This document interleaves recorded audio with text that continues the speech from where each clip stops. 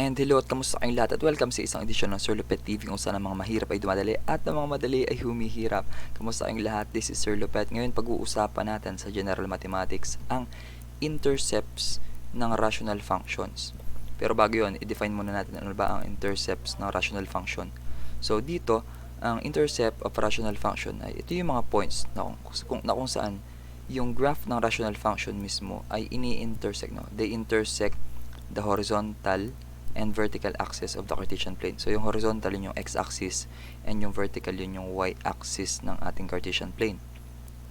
Now, itong x-intercept for this entire tutorial, pag nilagay natin letter A, no, siya yung ating x-intercept. No? Ano yung x-intercept? Yan yung point sa x-axis, no, that the graph of the rational function intersects. Okay? So, isang point lang yan. No? Isang point lang yan kung saan dyan tumatama. No? Dyan nag-i-intersect. No? Yun yung nai-intersect na part ng ating rational function, yung graph mismo nun, pag pinag-uusapan natin yung x-axis. Now, yung y-intercept naman, gagamitin ng small letter b para sa y-intercept. And dito, sinasabi natin na siya yung point on the y-axis that the graph of the rational function intersects. So, dito naman, dumadaan, no, yung graph ng ating rational function with respect sa y-axis. Yun yung y-intercept. Okay. So, dito, meron tayong mga example.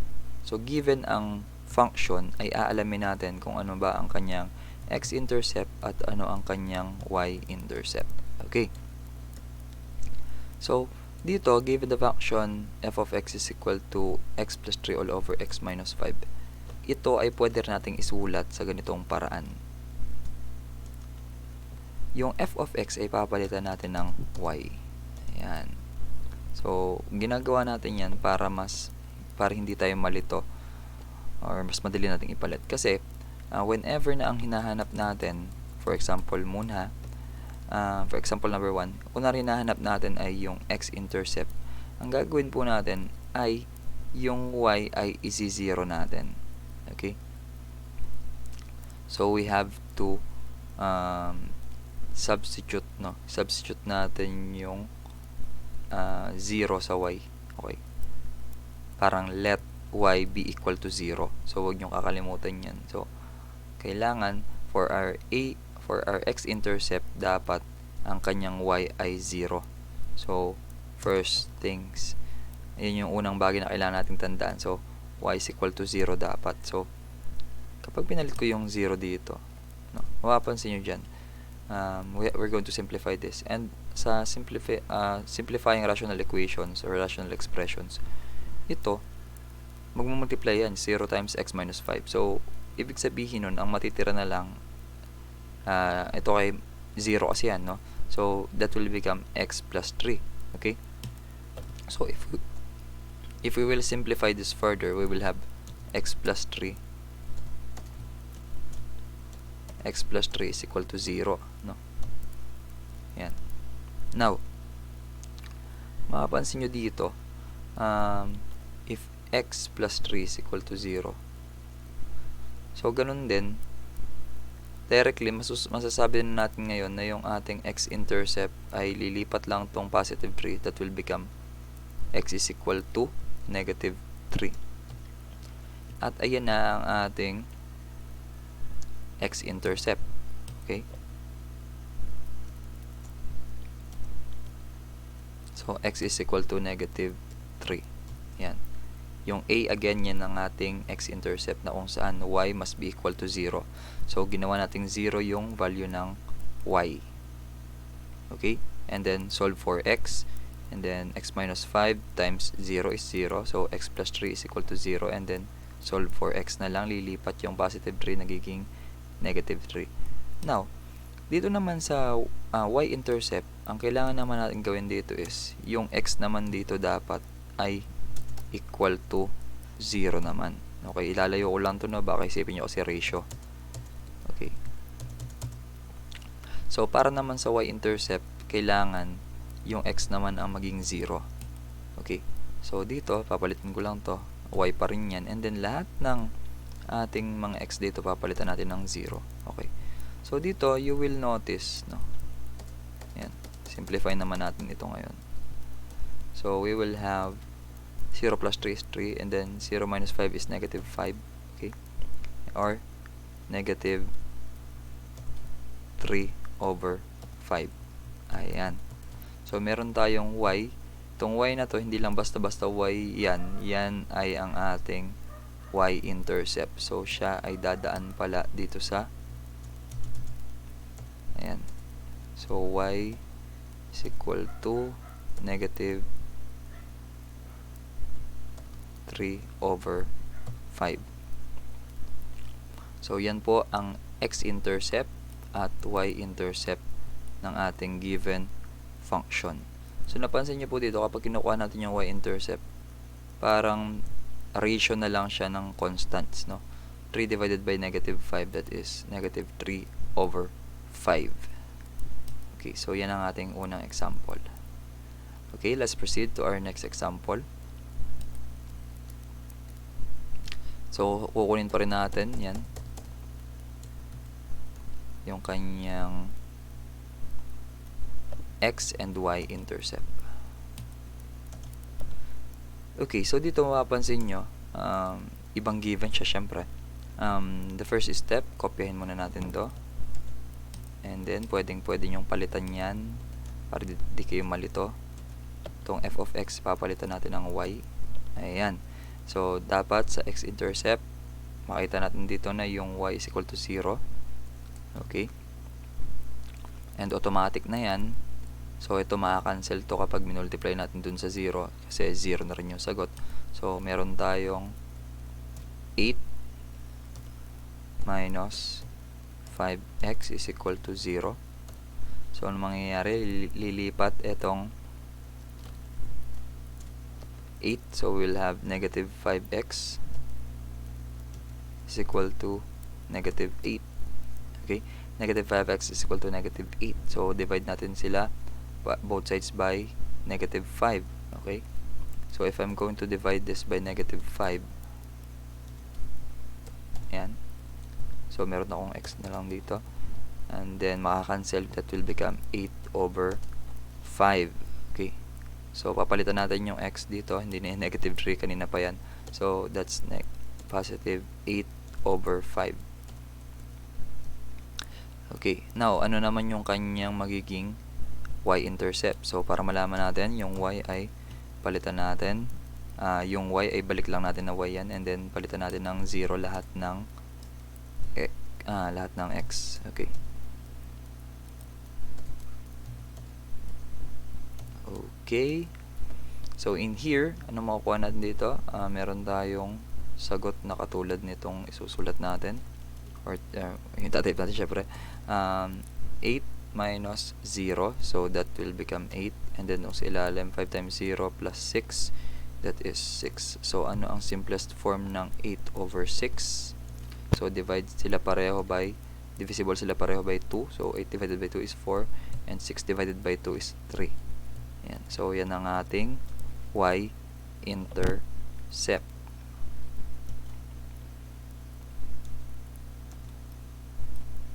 Yan. So, again, kapag x-intercept, let y be equal to 0 and then solve for x. And then, kapag y-intercept, let x be equal to 0 and then solve for y. Yan. Okay. Let's proceed to our third example. So, dito sa third example natin, nakakita na naman tayo ng katakot-takot na mga given. So, ito ay mga examples natin. So, meron tayong difference of 2 squares sa taas and meron tayong dito sa ilalim. Meron tayong general trinomial. Okay, kapag mga ganito yung mga klase ng given, check muna natin kung meron naman kasing pwedeng ma-cancel dyan. Okay. So, kapag x squared minus 49, yan ay 2x and then isang plus 7 at isang minus 7.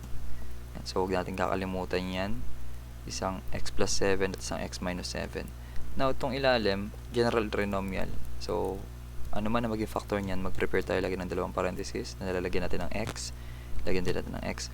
Now, we have 21. So, ang factor ng 21 na alam natin is yung 7 at saka yung 3. Then, isang positive at isang negative dahil yan. Ngayon, pay attention tayo dito. Mapapansin nyo dito, meron tayong negative. Ibig sabihin, kailangan malipat yung negative doon sa mas malaking number. So, minus 7 yan. And then, ito yung positive. Yan. So, mula dito, makikita natin na pwedeng ma-cancel pala yung x minus 7. Ito, na dalawa. Okay. So, kung buburahin natin yan dahil na-cancel na siya. So, we will arrive at this answer. Yan. So, napakalaking tulong na alam natin yung factoring, no? Kasi sumisimple yung given. So, ngayon, copy lang natin to. Then, solve for ating y. Ating x-intercept. Okay. So, here, ang susunod natin gagawin dyan, yung y, sabi ko nga kanina, pwede nating palitan yung f of x ng y. Okay? And then, ito na. Yan. So, pwede nating i-remove yung mga grouping symbols, syempre. Okay. So, if I'm going to change, if I'm going to find the value of, ito. Yan. Ng x-intercept. So, isaset ko na 0 yung y, and then, mapapansin nyo, lilipat na to doon, and then, that will become 0, and then, x, nangyayari, we will have x plus 7 is equal to 0 na kung saan siya ay magiging negative 7. Okay? So, therefore, our x is negative 7. Yan ang ating x-intercept. Ang y-intercept naman natin ngayon is ililat naman natin ngayon yung lahat ng x to be 0. Okay? So, dito obvious na kapag ganito na yung given. Okay? Kasi, meron tayong 0 plus 7 and then 0 plus 3. That is 7 over 3. Ayan, ganyan lang siya kadali, no? Kapag alam natin mag-factor, madali lang siya. So, lagi lang dito 7 over 3. At ito na po ang kanyang x-intercept. Itong part na to. Ayan, at ito ang kanyang y-intercept. Ayan. So, let's proceed sa ating next example. So, lagi nyo titignan kung may na-cancel. Pero, hindi ibig sabihin nun na sa lahat ng panahon ay may na-cancel. So, check natin kung meron to. Hula ko meron. Okay, so dito, lagyan natin dalawang parenthesis. Ganun din sa baba. So, parang ano na yan. Routine na natin lagi yan. And then, merong x. And then, merong x. Kung ang variable na ginagamit ay x, no? Now, pansinin nyo yung sign is negative. So, ibig sabihin isang positive, isang negative yan. Dun sa last term. And then, makikita nyo yung middle term ay positive. Ibig sabihin, mapupunta yung positive dun sa mas malaki. So, ang common na factors ng 14 ay 7 and 2. Okay, so yan ang factors ng x squared plus 5x minus 14. Kahit i-check pa po natin yan, makukuha rin natin yung itong original na trinomial. Next, ito naman, meron tayo ditong negative pa rin, yung last term niya. Okay, mapapansin nyo mas malaki din yung nandito sa gitna, no? Or addition. Positive 6x. So, mapupunta dun sa mas malaki. Ang common na factor lang ng 7 is 7 times 1. So, 7 and 1. Okay. At ganun din yung middle term. So, mapapansin nyo dito, x plus 7 yan. So, pwedeng ma-cancel yan pareho. So, buburahin ko na siya. Yan. At saka ito din. Okay. So, kapag nabura na yan, pwede natin kopyahin yan ulit dito. And then, yung f of x nga gagawin natin y. And then, let's remove the grouping symbols. Okay. Kapag na-remove na yung grouping symbols, what will happen next?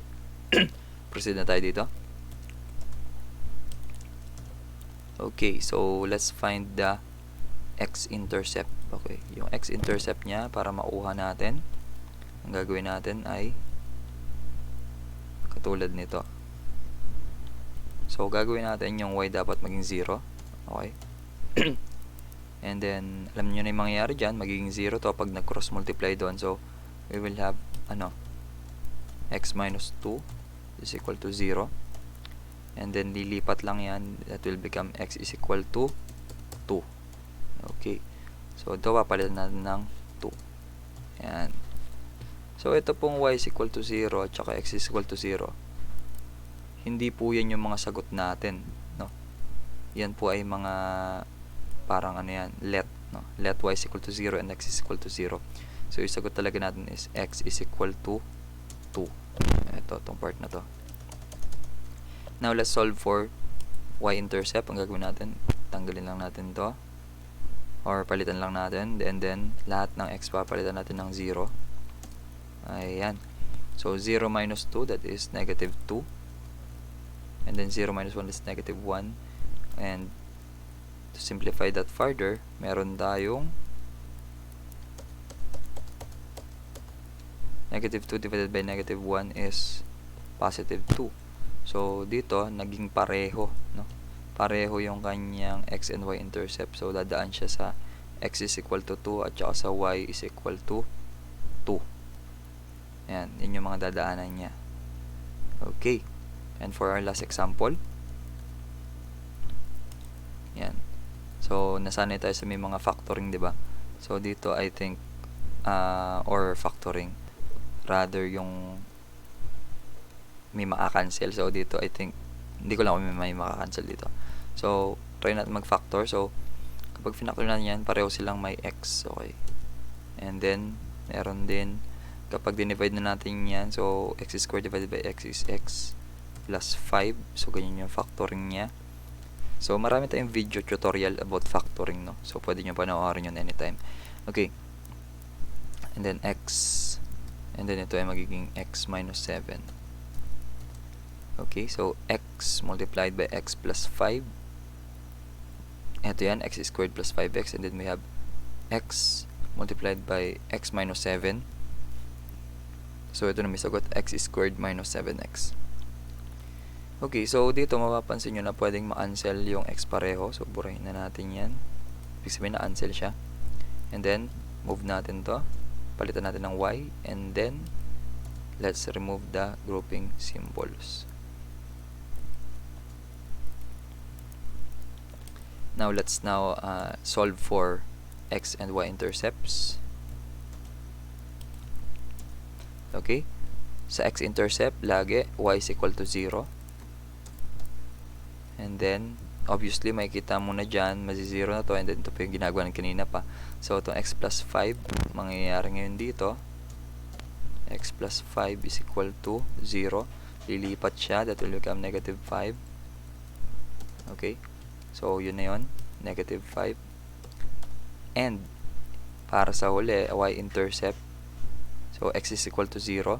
So, balik natin yung y dito. And then, palitan natin ng 0 lahat. Okay, kapag ganyan na ngayon, we will have positive 5 and then negative 7, or the final answer is negative 5 over 7. Okay. So, ito ngayon yung kakopy natin dito. Ayan.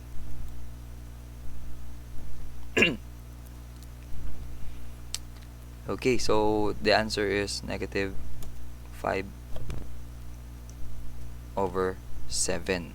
Ayan. So, yung ating x-intercept ay negative 5 at ang y-intercept is negative 5 over 7. At yan ang discussion natin about x-intercepts and y-intercepts of rational functions. Again, this is Sir Lupheht na nagsasabi na pwede ka mo itong i-like, pwede ka mag-comment, mag-subscribe din, at i-share mo sa mga classmates mo na nagpapaturo kung paano ba mauha ang x and y intercepts ng rational functions. And this is Sir Lupheht na nagsasabi na sa bawat problema merong solusyon. Dapat tayo ang maging solusyon para iwas konsumisyon. Maraming salamat. Ingat nasan ka man. God bless you and thank you.